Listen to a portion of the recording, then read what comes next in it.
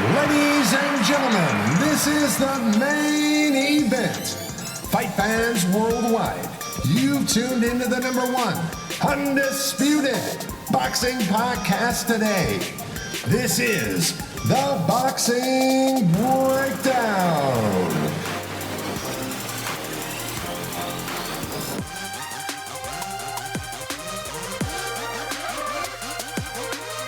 Now, your heavy-handed, hard-hitting host, Mark Roxey.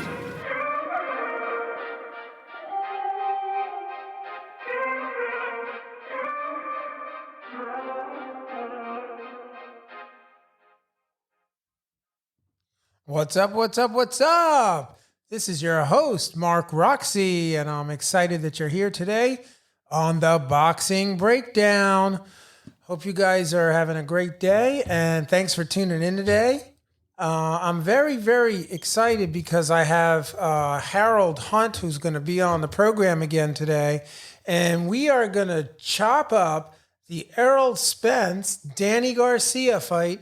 And I think Harold, he's got a bunch of things he wants to say about that fight, so he should be calling in any second. So as soon as he calls in, we will have him on the air, and no telling what he's going to say.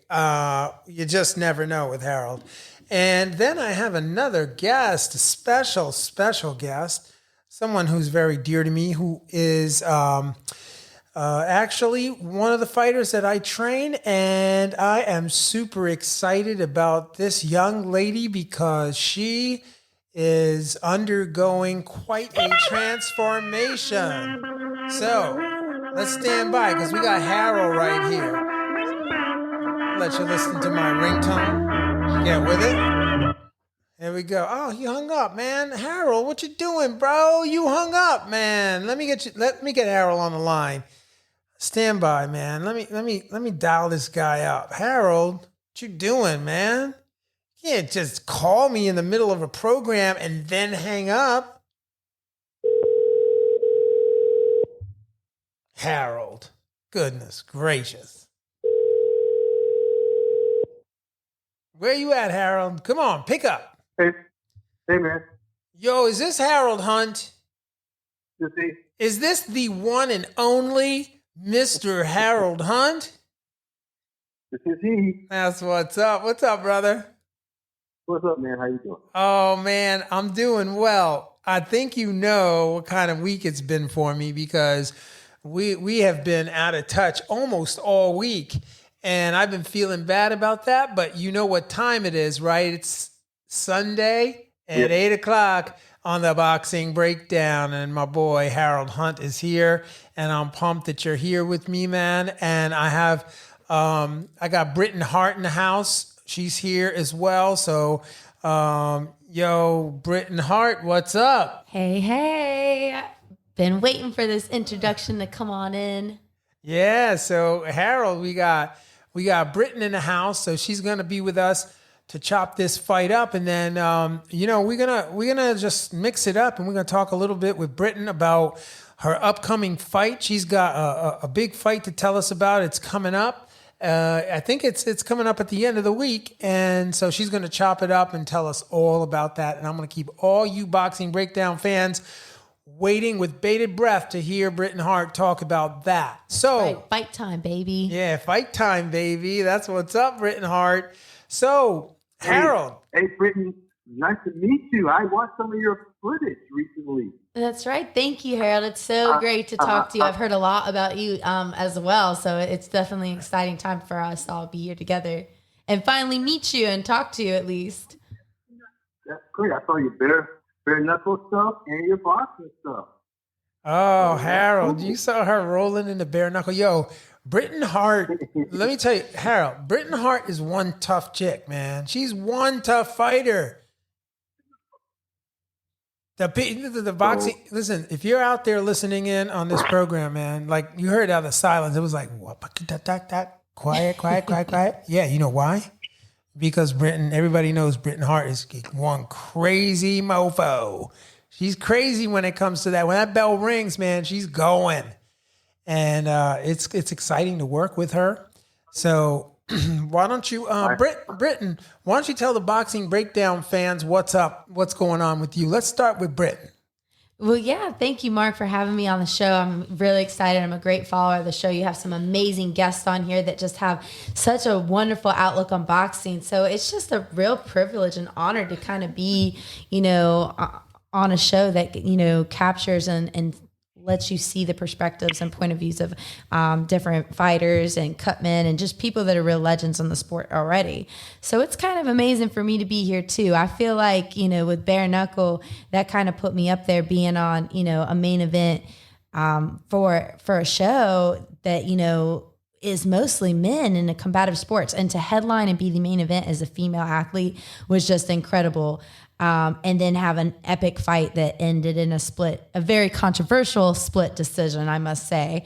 So I'm just kind of taking that and moving it with my boxing career. It was, boxing was definitely my first love, but I think, there's a little crazy in all us fighters. So you kind of have to be crazy to get in there, but it's definitely a new level and something different and unique to me to have done both boxing and bare knuckle boxing. Yo, listen, Britt, the thing I will tell you, and for y'all out there that don't know, listen, if you're boxing, it's bad enough getting hit with 8-ounce gloves. It's a whole other world, right? They say you get hit with 8-ounce gloves, it knocks you into tomorrow, right? If you get clipped. When you fight with bare knuckle, man, I don't even know, like bone on bone. What is that like? Yeah, the sound is so odd. Yes. Hearing that blow against a skull, a human bone and skin. It's just eerie. Yeah. To hear that, and it just adds another dimension of to the boxing. I mean, to the event itself. Yeah, it's crazy when you wrap the hands. We were actually scheduled to fight. Britt, when were we supposed to fight in the bare knuckle? How did that go down? I know. Actually, we were. That's, me and Mark have worked together before in boxing, but I actually came to him and I was really had my fingers crossed because he's such a wonderful coach and an amazing trainer. So, and he's just a real, scientist of the game for sure. So with bare knuckle, gosh, you have to be super precise if you want to go in there because you're already looking at a ton more risk for damage. So I actually asked him to coach me for this June 24th fight for bare knuckle. And then it got, rescheduled because of all this COVID craziness going on, and it was supposed to be July 26th, I believe, but then some things ended up happening with that too, and they kind of wanted to keep it locals, and just some things got mixed around with the virus and communication, last minute things. So we actually ended up not doing it because we took this fight for Boston Boxing Promotions, who definitely went through every step to make sure that their fight stayed alive and it wasn't kind of up in the air and 1 minute we're having it, we're not. So it just seemed to be a more stable move that way. But it was a good, I would say 4 to 5 weeks training hardcore like it was a bare knuckle fight, training specifically for bare knuckle and for, a specific opponent in bare knuckle. So, we've kind of already had that element and that mix into what it's like and how it differentiates from, training for a boxing match. And who was the girl we were supposed to fight? I already forgot about her because she's in the rearview mirror. But what was the girl's name that we were going to fight? Help me. Her name was Callie Cutler. She comes from an MMA background. Yeah, so. we were going to whip that ass. That's what we were going to do. Harold, we were going after that girl. We had it all worked out, right? Yeah, I don't know, man. I don't think they really wanted to smoke. That's what I think happened. Like Britain is real nice, but the truth of the matter is I don't think they want the smoke. They know what's up over here. We're doing it over here now. And y'all out there in the 118 pound division, 120 pound division, 122 pound division, 125 pound division, be on point. You have just received your notice. That's I'm talking, this is Coach talking for the fighter because I just really believe in what we're doing right now. It's been a transformative couple of weeks, Harold. And Britt, talk a little bit about what you've been experiencing without giving the giving the present away that's coming this Saturday? It's just, training. I'm so blessed to have this opportunity, like with fight camps. A lot of my fights have been kind of last minute and kind of just being a journeyman and jumping into the challenge. So it's been rare that I've actually had a fight camp. And then, to even take that to a different level, most of my fight camps involve, traveling to the gym and sometimes the gym is hour and a half away. So now I'm just so blessed to be to where I'm actually with my coach, almost 24/7 and able to, train at a home gym and be there, be under that supervision like a top elite athlete to, morning, afternoon, and night, make sure that we're putting good fuel in, that we're doing conditioning, that we're doing strength, that we're doing technical skills, that we're doing sparring, that we're just getting all the elements of what it really takes to be a pro athlete and have that kind of look and that feel to it, to eat, breathe, and sleep boxing, so to speak. And that's really kind of what this fight camp has been like. Whether we're watching it on film, talking about it at the dinner table, and out there, in the gym. I mean, it's just been an amazing, very transformative experience, and something that I think that I really needed to take the next step in boxing, which I want more than anything. Well, Brittany, I must say, my exposure to you has been limited, but I have been watching a little footage of you and what have you. And to Mark's credit, initially your chin was all up in the air. Oh, yeah. But as I looked at, your subsequent fights, the boxing and, the bare knuckle, that's been corrected. Now, the rest of it, I don't really know or see or what have you, because I just, redo it yourself. But teaching someone to keep their chin down after they've been fighting a while, that is a feat in itself. So you've mastered that. I mean, that thing is stuck in there now all the time. So just that little bit of progression that I saw, just briefly, is impressive. Well, Harold, I think I can't wait till after this fight when we get together and we do another boxing breakdown, because I'm going to be really interested in hearing what you have to say about her transformation in the ring.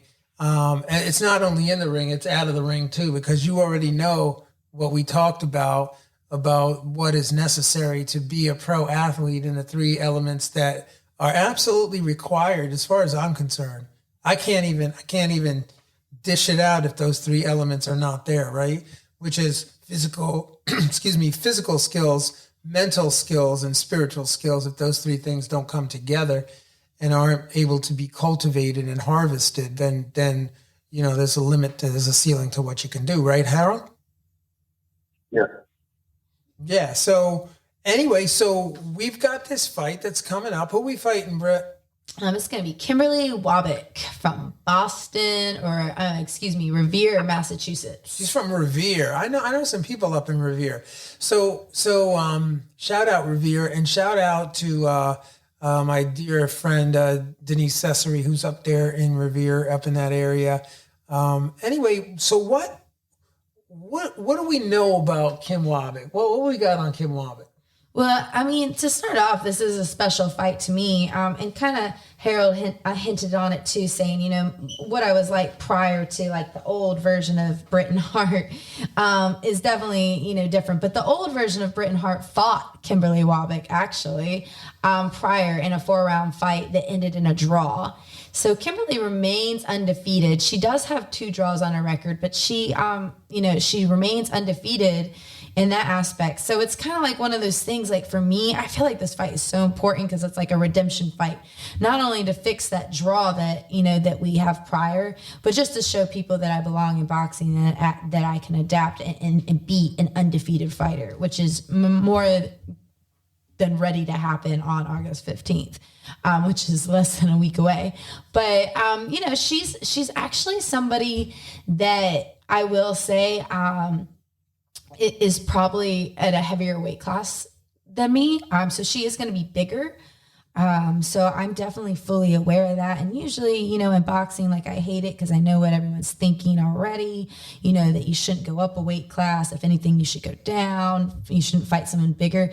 But that's how confident I am in, my coach's skills and my skills, is that we can go up and be pound for pound champions with somebody, especially with this type of fighter. And her fight style. So she definitely earned her name. Her little nickname is the Machine, and she definitely is very worthy of that title.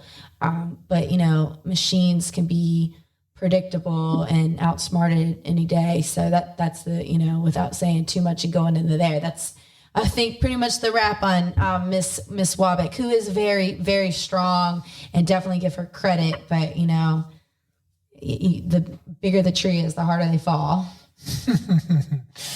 Oh boy. Interesting commentary from Britain. Hart. That's real. That's you're hearing it right out of the horse's mouth right here. So I'm really stoked about the fight because I think the fight plan is really, really, really a good fight plan. And I think if Mrs. Hart takes this to heart and she gets out there and runs it, it's going to be a movie. It'll be a great night. So we're excited about it. Hats off to the Wabik team, and what shall be will be. And we are pumped. We cannot wait till we get to that fight. But I did want to just touch on some of those bare knuckle fights, man, because I want to know from you, Britt, what is it like? First of all, what is it like to hit someone with a glove like that? Without a glove, sorry. Yeah, with no glove. But you know what? That's definitely a very common question, and a lot of bare knuckle fighters will have different responses, I feel like, because I know some bare knuckle fighters that have broken, I'm telling you, snap both of their wrists during a fight. I've seen bare knuckle fighters have lumps and bruises, and their hands are swollen and look awful. And I've seen bare knuckle fighters drop in the middle of the ring because they've punched someone and realized they broke their hand on spot and said, hell no, I'm out of here. So, I've seen it from different angles. Me personally, I know it sounds, it probably adds to my craziness and my level of craziness, but I really didn't feel anything when I punched people with bare fists. It was like one of those things that was eerie to me. When I hit her for the first time, I was like, oh, it's not that bad. And I kept hitting her, and I was like, oh, you know what? It's really not that bad. And I walked out of that fight. I could have gone and punched, a punching bag for the rest of the night. So I was actually, and I even have pictures to verify. I had one little small bruise on my right hand, but other than that, they were okay. I did take it in mind and took my training for it very, very serious. So I know not to hit them on the forehead and hit in certain spots that, have a higher impact and, damage. But, for the most part, I remember thinking it was going to be weird, but my punches hit her. I guess it's a good thing they hit her so flush that it was like, oh, I can work with this. But I will say, getting hit isn't a different. But yeah, I remember getting hit for the first time, and I remember thinking, oh, it's not that bad. And then as the rounds went on, it was it wasn't too much different than boxing. But I'll say this: my face was numb, could not move for the next 6 weeks after that fight. And I've never had boxing do that to me. We're sorry, the number you have dialed is not in service at this time. That's what happens when you get punched and your face swells up. Oh my gosh. Sorry, the number you have dialed is not in service at this time. Oh, you're funny. Harold, she's nuts. Yeah. Hart's nuts, bro. She's nuts. What do you think? What do you think of a depiction of fighting without gloves?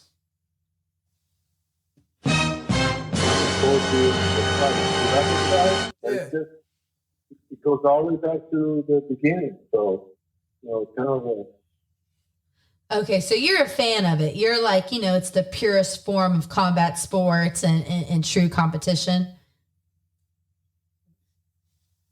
yes, I like the fact that the glove added another dimension where it's going to have a life of its own. It's going to last a little longer, more strategies involved. So wait a minute, Harold. Yeah. Wait a minute. Say that again. I'm losing you a little. Your feed isn't super clear. Try to see if you can get a little closer to the mic, right? But so are you saying that you like bare knuckle or you don't like bare knuckle? In theory, I like bare knuckle. Okay, in theory. Because it is the purest form of boxing. Right. I just don't mind the glove part because it prolongs the combat, because you're able to show more skills because every blow is not going to be so detrimental. Because in bare knuckle, when a body punch is thrown, that thing is really going to take effect immediately. There's no build up of body work. What they say, work in the basement. There's none of that. Yeah, it's just one clip. It doesn't work like that. Right. Right. It doesn't go like that. Right. How's it go, Harold? How's it go? Does it go like this? That's it. It's over. Yes. So, but I appreciate it. It's fabulous that the gentleman was able to pull it out there. Marginality did a great job to get it off going. Right. And Ms. Hart right there, she's excited about it, and the rest of us going to be excited as we go forward. So, hey, it's a great element, and I'm glad it's around. Right. Hey, and Hart, well, you got any words for Wombat? What's her name? What, Kimberly Wabik? I'm sorry. I said Wombat. I'm sorry. Wabik? Wabik. Okay. Sorry, Wabik. Yes. All right. No, you have any words for Wabik? I think that we're all going to leave it in the ring on the 15th. I think that it, I'm gonna wait and leave the talk until after. But I'm excited for the 6-round fight. I'm excited for the redemption, and I'm just excited to be able to have this chance to do it the right way. So I'll just leave it at that.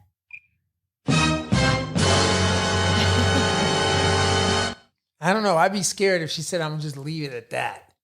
I'm just gonna leave it at that, Harold. All right. So Harold, okay, Britt. So check this out. So, have you heard the news?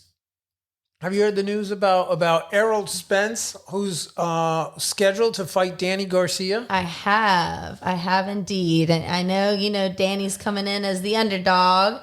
So everyone's, I think everybody's pulling for Mr. Spence Jr. to come in. So I don't know. I'm interested too, actually, I think this is his first fight since that car accident. Is that correct? Yeah, it is. You are correct. You are totally up to speed on your current events. It is totally true that for those of you out there in the world of boxing breakdown land, if you don't know, Errol Spence is an amazing fighter, but he is he's currently 26-0 with 21 knockouts.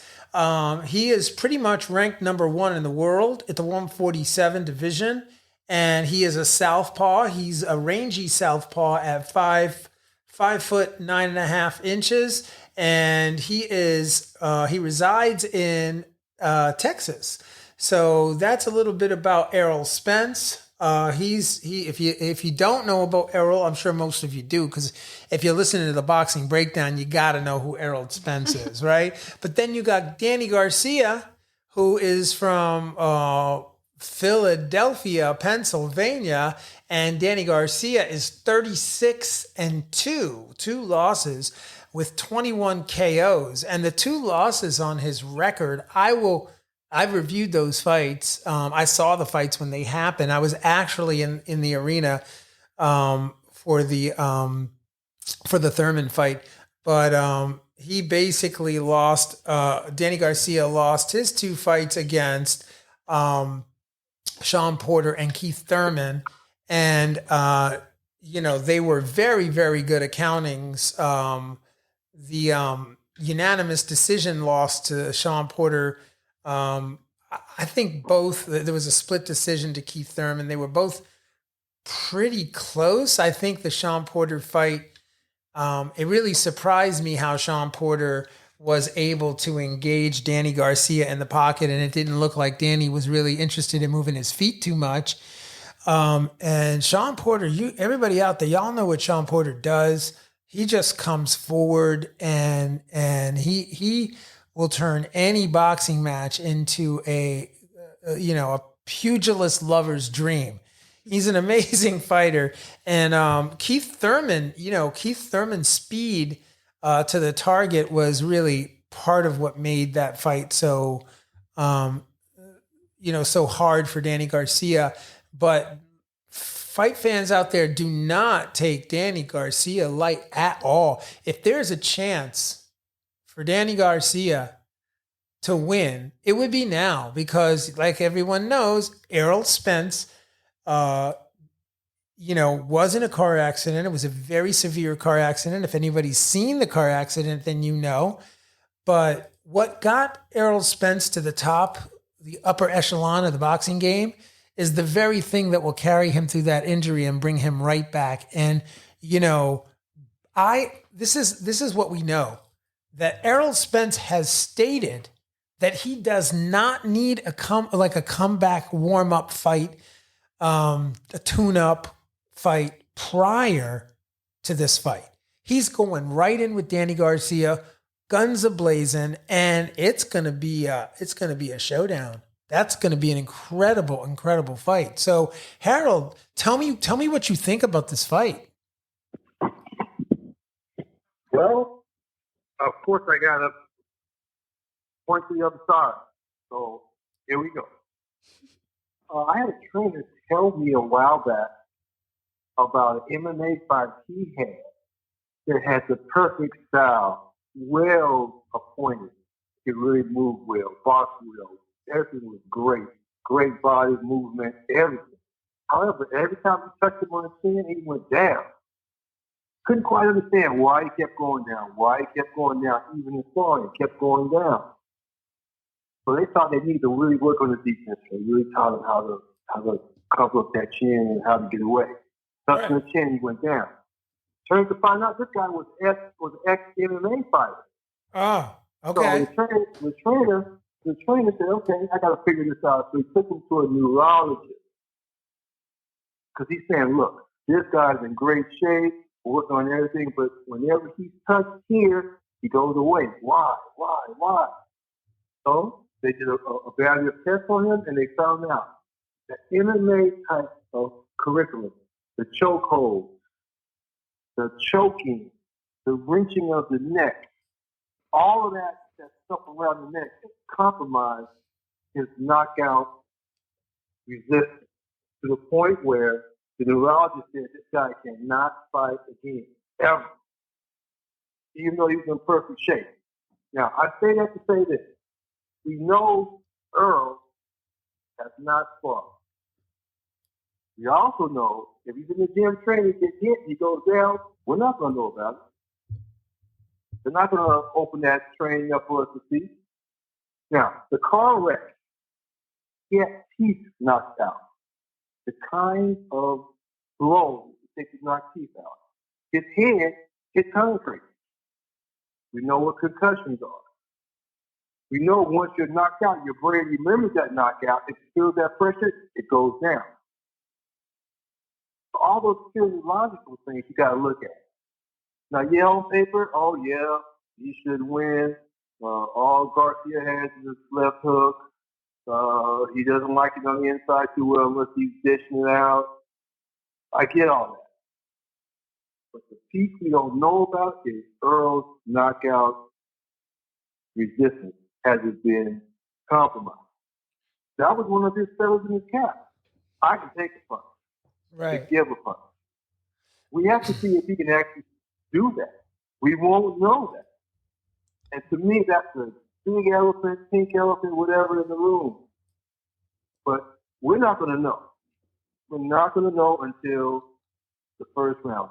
Just like Sean Porter said, he'll have to watch 2 rounds before he'll be able to say who's going to win the fight. And he would know. He would know that Spence is compromised.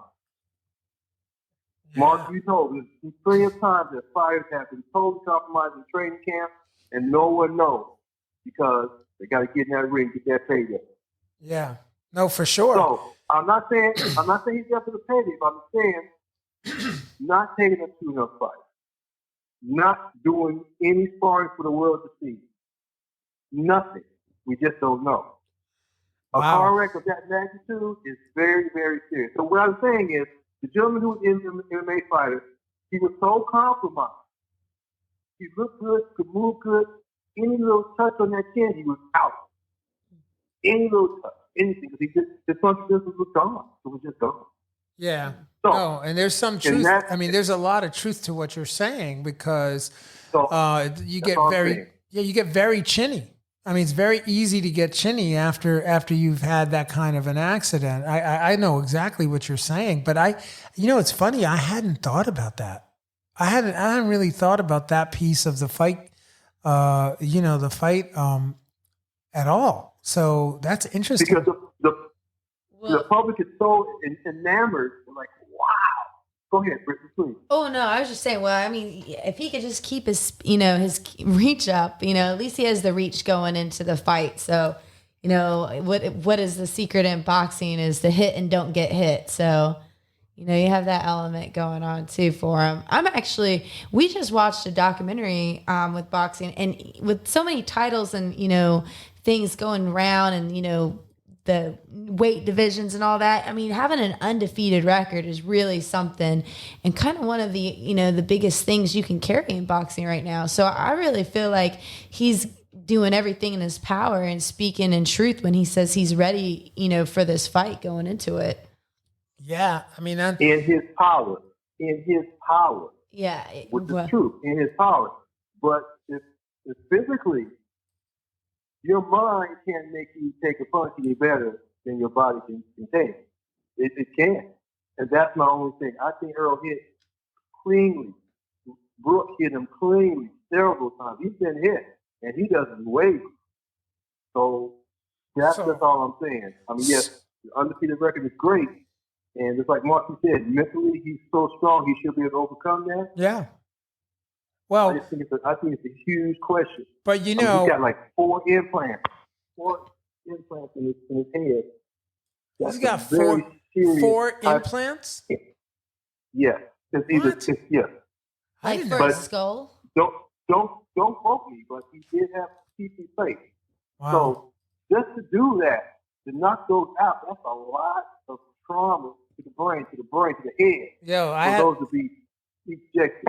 Harold, so, you're speaking to the converted on that point and you kind of like startled me bringing that up because I had a car accident in November and the car accident that I had, man, it really messed me up. I mean, it shook me and I'm still having issues relating to my memory and, it was not a walk in the park and it certainly wasn't I was hit pretty hard from the rear. So I was knocked out and such, but this is not, you're talking about him being flung out of his car, like completely, flung down the street. So I can see why even Terrence Crawford, I believe Terrence Crawford is thinking that Danny Garcia can beat Spence. There was some comments that were made, shots fired by Terrence Crawford that he thought that Danny Garcia might come away with the win in this fight or something to that effect. So you're not, what you're proposing is very, very interesting. This is what I'll say. I watched the 2 fights, right? And the 2 fighters, excuse me. And I also I've seen, like the fight with Sean Porter, if you go back and you rerun that film, Sean Porter was down in the 11th round, right? He was down in the 11th round in that fight, but the interesting thing about that is it was still a split decision, right? It was a split decision. So I think that kind of showed how Errol Spence can deal with fighting in the pocket and fighting closer up. And we know that Danny needs to be at mid-range, to do his work. And at mid-range, he's devastating. His body shots, his hook to the body, his hook to the head. Those punches that Danny is known for are fight-ending punches. And he's dispensed of very, very high caliber fighters in the course of his career. He's gotten rid of, Brandon Rios. I mean, the way he took, and he was losing that fight, wasn't he? He was losing the fight with Brandon Rios, and he still TKO'd him. It wasn't his best performance. He was, he was kind of not showing his best, I guess is the best way to put it. And, and then the fight with Keith Thurman was a split decision and it just didn't go his way. And then the Sean Porter, was a unanimous, that was a unanimous decision, but Sean is the real deal, man. Yeah. He can supposedly the fight is a blueprint on how to be offense. People are saying the way Sean turned him, got off the rope, and took the angle to the right or to the left, and two punches while Porter was coming straight. While Spence was coming straight in. So supposedly this is kind of a blueprint, kind of a way to attack him. Yep. To step around right quick. Right. However, I've never seen Garcia do that. I haven't seen the footwork from Garcia to do that consistently. Right. I've never seen him do it. I've seen him kind of wade in there a little bit there, get in the pocket, look to hit you with that left hook, stay behind that shoulder or keep that left hand down, face you in. I just never really seen him use that kind of footwork Porter's going to use, nor the frequency and the work rate. I've never seen him have the same work rate. Yeah, but as Porter did. To your point, I don't though, know how it's going to come out. Let's go back to your point about the split. Let's go back to your point about the blueprint, right? Because look, no one has been able to. Spence starting out with his pro debut, KO, TKO, TKO, unanimous decision, TKO, KO, KO, TKO. Look. If I keep reading, it's all TKOs, RTDs. Spence definitely knows how to disseminate. How to get rid of his opponents. And the only guy that he really couldn't do that to was Sean Porter. Now you could say that could be like maybe a bad night. Everybody's got a bad night. He's got one bad night and he still won, but he's got like maybe not the best performance and he gets a split, right? But he won. And so if we're going to call that a blueprint, I don't know, man. I'm a little apprehensive to go as far as to say that that's I understand your point, but I'm thinking that Danny Garcia, like this is a put up or shut up fight for Danny Garcia. Not that Danny goes in any other way, because Danny's a Philly boy. Shout out Philly, right? And Danny is a, he's going into the fight. How he's got to fight to bring this win, because Errol Spence is a slick, rangy southpaw that can fight, that can box. He's got a phenomenal defense, great footwork. This is not going to be an easy fight for Danny Garcia anyway. Even if it's a bad Errol Spence, if it's a damaged Errol Spence, I just don't see that, but, if there's ever been a time for Danny to get his work done, it's now. And Danny certainly has power. Never. It's now or never. And he's got the power in both hands. This will be his third win in a row. After a unanimous decision loss against Sean Porter, right?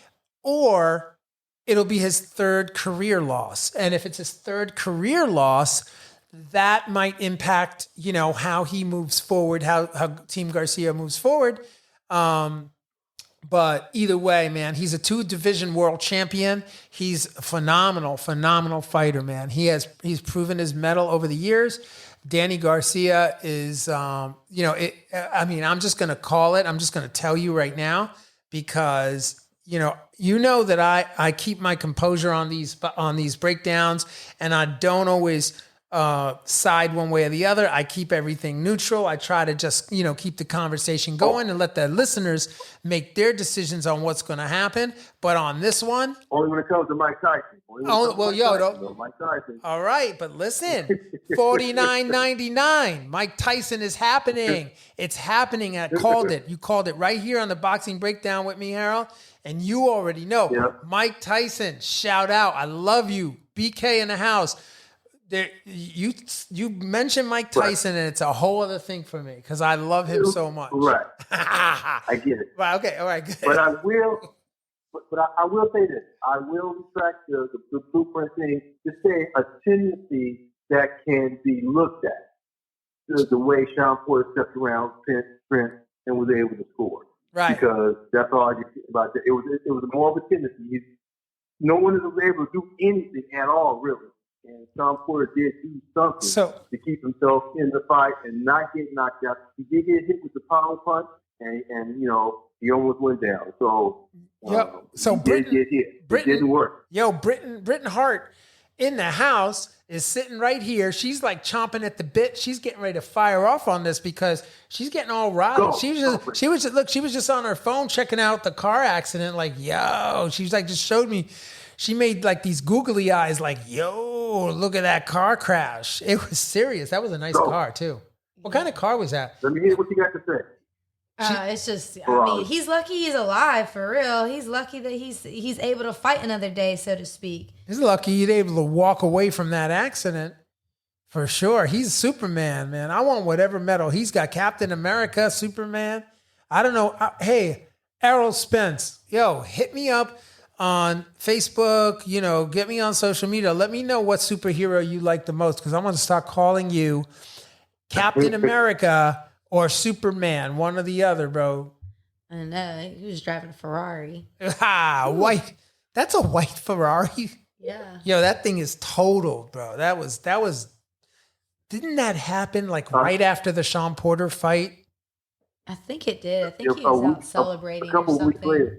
Couple of weeks later, yeah. So a lot of people were giving him crap about it too, like a lot of people were, and it sucks. Like I'm sure he feels bad about, the mistakes. Like we're all human and kind of one of those things that, should it happen? Absolutely not. But, he's young and he went out and wanted to celebrate and driving his nice Ferrari. But a lot of people, I think, were casting a lot of shade on that, him getting in a lot of for how he acted, but hey, when you're a pro athlete and at that top level, you got to understand your life is under a microscope for everybody to inspect. So you just got to carry that responsibility. Kind of like how, Mark was just talking about superheroes, if you have to be a superhero, you got to, make the choices and decisions that, not the average people can make. And that, includes being responsible at all times. But hey, we're human and even heroes make mistakes. So spoken like a future champion of the 118-pound division. Great job, Britain Hart. But I will say this. He just purchased a horse. He said, I traded in my Ferrari and bought a horse. That is a post. He posted himself on a horse. Oh, wow. That's pretty cool. Yo, actually. I didn't know that. Harold, did you know I ride horses? Do you? Yeah, I ride horses, man. I love me some horses. And if he got full gallop is great. Yeah, but if he got himself a horse, the only thing I'm going to let him in on is this one thing. Errol Spence. Horses are more dangerous than Ferraris as long as you don't like drive them, off the road, right? Horses are I got chucked on a horse, man. It was brutal. Well, he got one. He posted it. I got a horse. I traded a Ferrari for a horse. What kind of horse did he get? What kind of horse, Harold? I don't know. Do you know, Britain? Do you know what kind of horse he got, Britt? I can figure it out. She's going to check it up. She's going to check out what kind of horse he's got. So, Britt, what do you think of all this?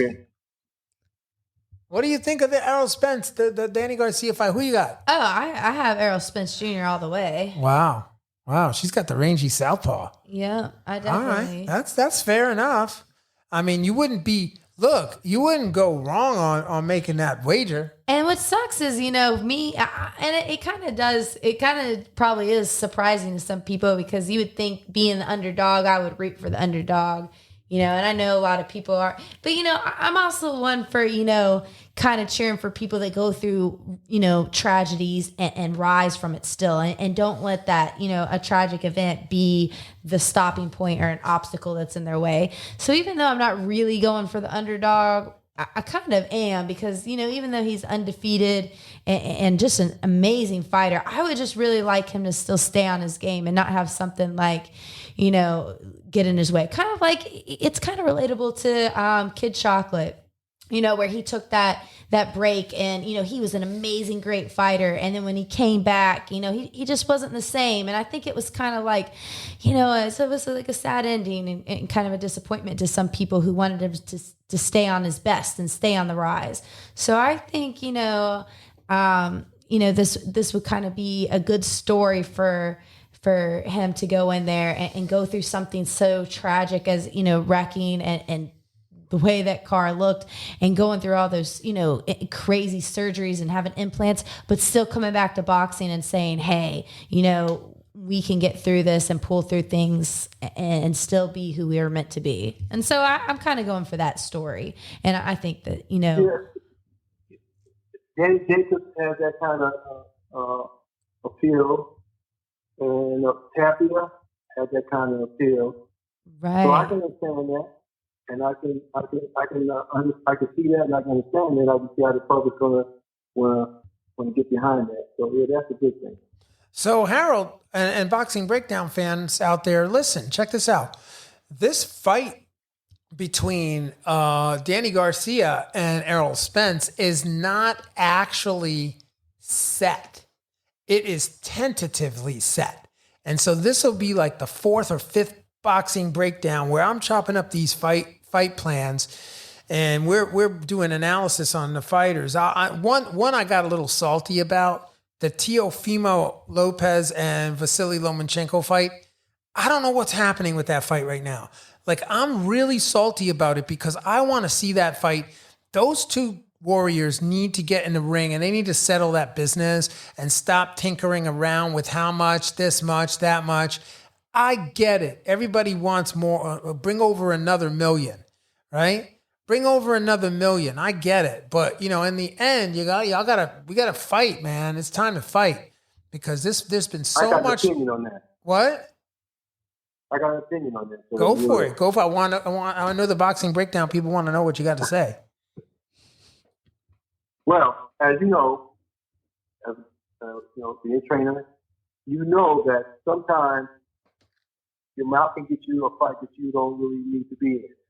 So he and his father talking themselves into that fight, and all of a sudden here it is in front of them.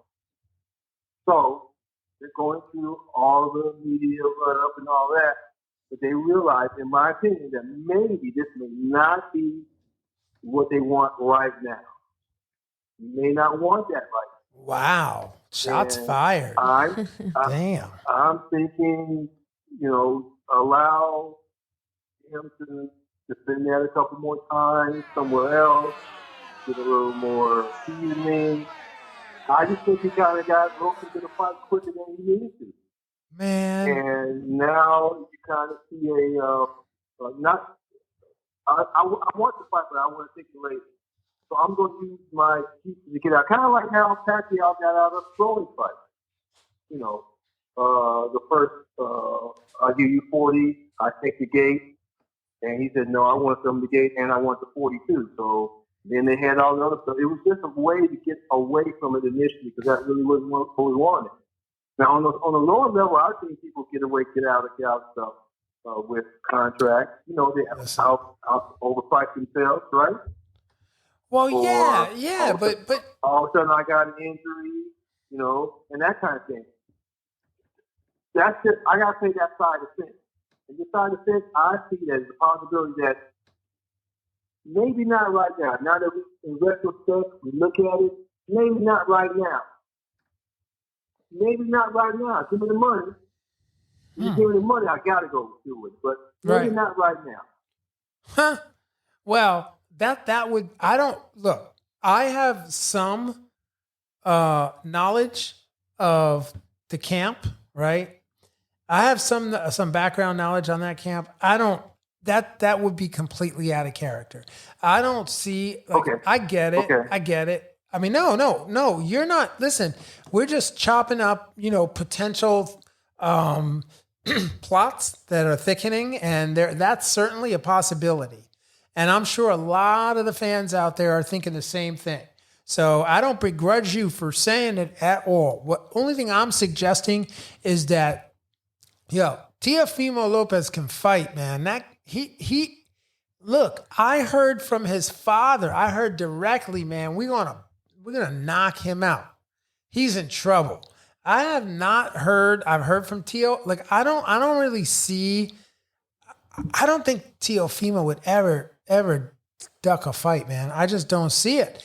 But, the business of boxing has a way of polarizing great possibilities. And this is one of the things that my conversation with Russell Peltz recently was about, which was, shout out Russell Peltz and shout out Raging Babe. Y'all are doing a great job in Philly, right? But we had this conversation. It was such a powerful conversation about how there's so many belts. There's just too many belts. And what that means is that champions don't want to fight other champions. And then there's all these networks. And now if you're on one network, you don't fight on the other network, etc.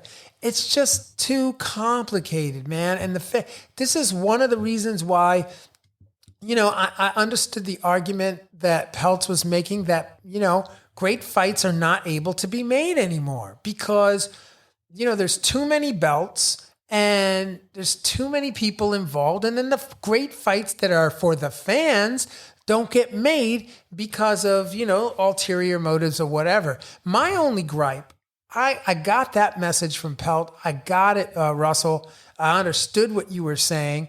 And here's my thought, right?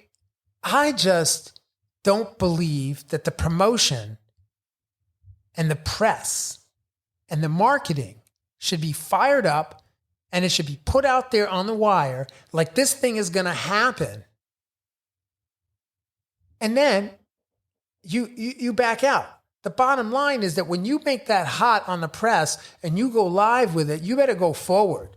Like, I just don't think that to me, that would be like if I was doing a big stage production or I was doing a big venue or a boxing event, I would never do that. Like, I just am not, you announce something and you go through with it. You carry it through. You go all the way through to the end. But it's just not fair to the fans. They're like, oh, this is going to happen. And then it doesn't happen. Right. And I love both of those fighters. Vasily Lomachenko is one of the most revered fighters in the current landscape, right, of the 135-pound weight class. And then you've got Teofimo Lopez in there. He's also right up there. And there are other fights to be made. There is a lot of money to be made in there. If you're going to scarf over $1 million, when your purses could go up to like $350 million if everybody works together and plays this thing right, or something like that. Maybe not 350.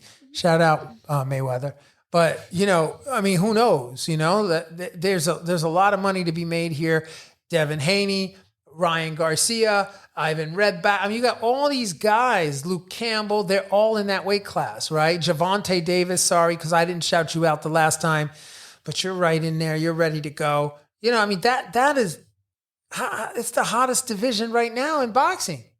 And why are these fights not being made? I don't know. Britton, what do you got to say?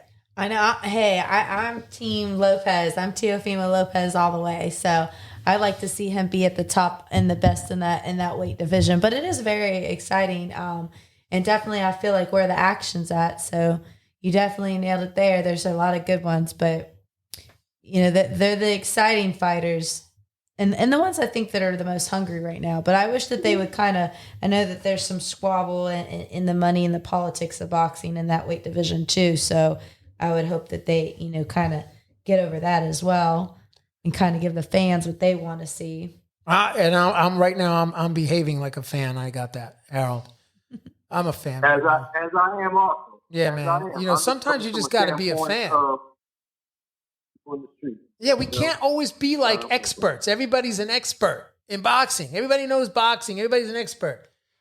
Sometimes I just want to be a fan. I'm like a fan. Like, I love the sport, and I really want to see that fight, man. Y'all, listen, Teofimo and Vasily Lomachenko, please make the fight. Oh, if you're listening in, exciting. Please make the fight, bro. Whatever y'all got to do to put it together, make the fight. The fans want to see the fight. I want to see the fight. Harold wants to see the fight. Britain Hart wants to see the fight, right? We will. I mean, if Mike Tyson and Roy Jones Jr. are fighting, come on, you guys can make that fight happen too. Which I want to say, I don't care. Fan status, I definitely want to see that fight, exhibition or not. Who you got for that fight? Gosh, I have to go. I have to support Roy Jones Jr. 100%. Come on, I do. I'm just gonna say, even at that age, it's like how you say, Coach, speed kills. So nobody has faster hands than Roy Jones Jr. himself. So. Had you saying have? I mean, listen. What do you think, Harold? Well, it's not going to be judged. It is an exhibition. And the commission has said if any blows look like anyone's getting robbed in any kind of way, it will be stopped. Who said that? Oh, man. Who said that? The commission. The commission. Where's the fight happening? California? Yes. Give him a Corona, bro. Give the commissioner a Corona. Corona. No, Take a Corona. Listen. And I hate to break people's hearts on it, but they're both, I think that, they've been around the business and they're businessmen now. They're more than just boxers. I think they're great examples on showing that they have a life beyond boxing, and that they've done some other things. They're not, sometimes it's scary as a boxer when they get hurt or something bad happens because it's like, oh my gosh, what do I do now? All I know is fighting. All I know is boxing. They don't have a backup plan. And what a lot of people don't realize is that boxing, you can't box forever. There's an expiration date on boxers and you have to have plan B. And I feel like they're both great examples on taking their boxing career and using it to excel in other places, whether being on movies, being in the studio, producing music. But I think that they're going to go out there and they're going to make sure that the show lasts. I don't think they're going to go out there and hurt each other and be like, they're going to want to win and put on a good show. But I think they're going to make it. I predict it to be entertaining and not in the least bit, with people saying, they're too old and they're going to get hurt and someone's this and that and injuries are going to happen. I think they're going to go in and make it fun. And I think it's going to be I think it's going to be fun to see. Oh man, listen. Well, it won't be judged, so there's no winner. That's good. Yeah, exactly. No winner. Listen, man. That's good about that. Listen. But they are going to be competitive up until they're forced not to be. You think you're going to see Mike Tyson be like I'm going to bite your ear competitive, or be like, haha, let's go to the ranch after this competitive? Well, I've seen his last exhibition. He hit the guy. He had to hold the guy up for 2-3 rounds so the exhibition could make it, no way. duration. Because he hit the guy. Well, you can look it up. He hit the guy. I am. The guy almost knocked out. And he had to hold him up. Mark, remember that. So, and Mark, you've been in exhibitions where it's a real deal, Holyfield. So we have to see. But in California right now, they're stressing this is an exhibition. So you're predicting that they go all out and that they're going to really be super competitive? Me? Yeah. No, that's not what I'm predicting. Not at all. You think I'm not predicting that at all. Animal instinct in their blood, they're going to go crazy? Initially, they may want to try to do that, but I'm just saying I don't know if they're going to really be all in. I don't know. I can't say. But Mark would know. Mark's been in exhibitions. Listen. I'm going to tell you right now. All right. This is how I'm going to frame it like this for the Boxing Breakdown fans. You're going to learn a little bit about me because you probably don't know this about me at all. I'm sure you don't know. Well, unless you're Well, some of you do, but not most of you. All right. So, Britt, all right. Now, you know how we train, right? Right. How we train? Like it's the fight. Like I get 100% fight. Okay. There's a switch. Yeah, there's a switch. There you go. You just said it. There's a switch. Okay. So here's what happens, right? What happens if somebody hits me? Oh yeah. What happens? And the switch definitely gets wrong. Yeah. When someone hits me, the switch clicks, and anybody that knows me that's been in the ring with me, I mean, you're scared. Yeah. and the switch clicks and something's going to happen. Something's going to happen. And you know what? Because that's boxing. And the bottom line is that if I had the Michael Myers music, the scary boom, boom, boom, boom, boom, boom, boom, whatever that was, you know, the Michael Myers, remember with the mask, with the Nice, yeah. Uh-huh. what was it? Remember that? Wee. Yeah, like that guy. From like Halloween. Listen, Mike Tyson, when he gets clipped, he's going to go crazy. Tune in. Mike is going to go crazy. And y'all, listen, the people out there that are promoting this fight, who's promoting this fight? I don't know. You don't know. Anybody know? You know, Brett? Who's promoting this fight? I probably knew, but my brain, you know, sometimes it fails me. It fails me, Harold. My brain doesn't always work the way I'd like it to work. So right now is a perfect shining example of how my brain just doesn't work, right? I think it's Boxing King. Boxing King. Or Boxing King. Well, whoever's promoting this fight, y'all need to shout me out, or you need to like give me a buzz, man, because I've been promoting your fight. Like I've been promoting your fight for months already. I was ahead of the game. I was Mike Tyson. Oh my gosh. Harold, am I right? Yes, you are. You were definitely been talking about this way ahead of time. But you know what, Harold? Months ago. In the end, I'm not doing it because I'm looking to get some. You know, it's not about that. For me, I love Mike Tyson, and you know that, right? And I love Danny Garcia, and Errol Spence is a quality fighter. He's a southpaw. I really appreciate his style, and it's going to be a compelling matchup. Britton Hart will be facing Kim Wabik.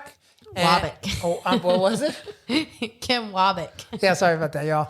All right, yeah. So that girl, she's gonna be facing Kim Wabik, right? Yeah. So thanks for that correction. And this is gonna be another great fight. That fight can be found. How do we check that fight out? Is it gonna be streamed? Yeah, it's actually going to be streamed live on Boston Boxing's Promotions YouTube channel. So if you guys go ahead and you want to search it in YouTube, Boston Boxing Promotions, definitely give them a like on Facebook or Instagram and follow them on social media because that link will be right there. And then you'll obviously get to see any hidden little sneak peeks behind the scenes. Especially going to be exciting being a closer look at how boxing matches might be in the new with this COVID age coming about. So yeah. It's kind of I don't want to say excited, but I mean, I'm happy and blessed that, kind of like Spence Jr. overcoming an obstacle. I feel like we as a team, Coach and I, Mark Roxey and me going into this fight, we're going to be experiencing something completely different. I mean, as a fighter, I have like 12 pro fights experience. Mark has tons of fight experience. Never, ever have we walked into a fight where we're the only people, like you're only allowed 2 corners. You walk in and there's no audience. It's going to be quiet. You're going to be like, talk about Michael Myers music. It's going to be eerie. You're going to hear a pin drop. You're going to hear everything that their corner says. They're going to hear everything we say. And really it's the whole live audience aspect. It's like, I feel like that's kind of like a huge thing in a fighter coach mind mentality. So I'm just kind of excited to witness that and see how, that way maybe we could do another boxing breakdown and be like, what was the difference? Do I think it helped? Was it beneficial that there wasn't an audience there, or did I think it hurt, or did it not matter? How did it get in my head?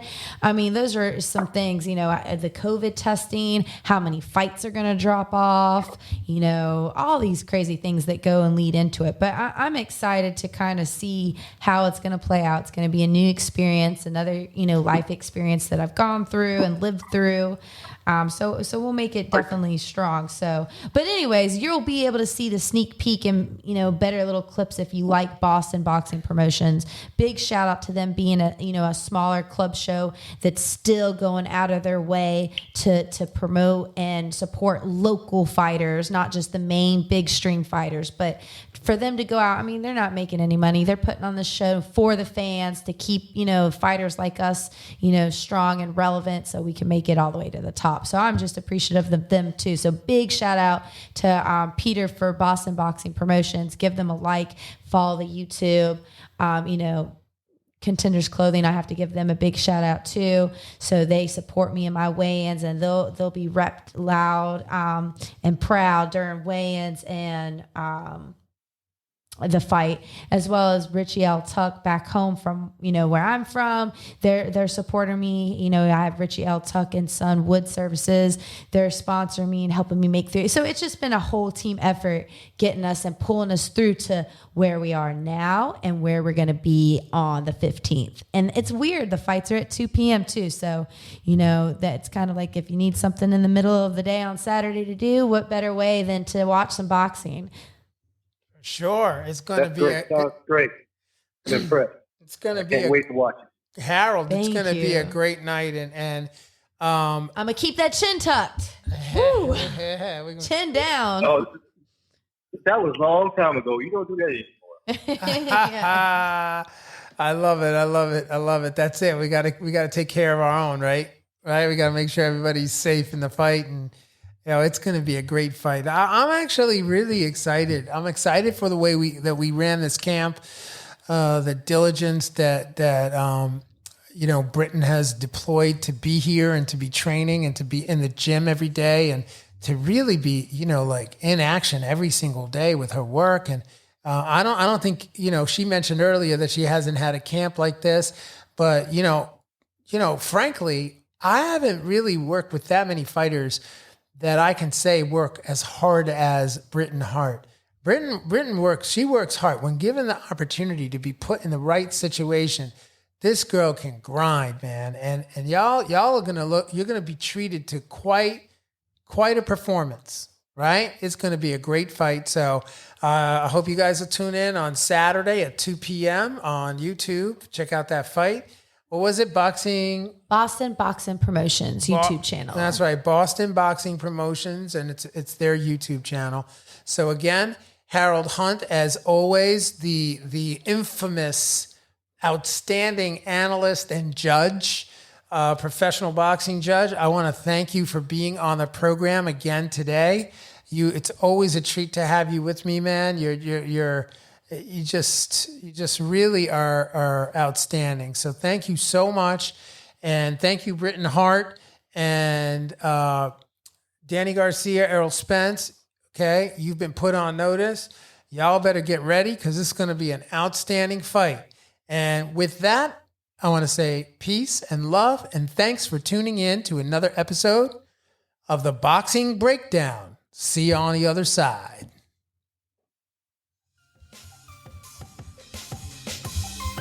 Fight fans, join host Mark Roxey and special guests as they break down all aspects of the boxing world, including news, business, management, training, promotions, fan reactions, upcoming events, matchups, future boxing stars, title fights, state of the boxing world, and all the stuff you don't see when you watch boxing. This podcast is released each week on Thursday at 8 p.m. Eastern Standard Time. Live streamed on YouTube, Instagram, and Facebook Live. It's the Boxing Breakdown, hosted by Mark Roxey.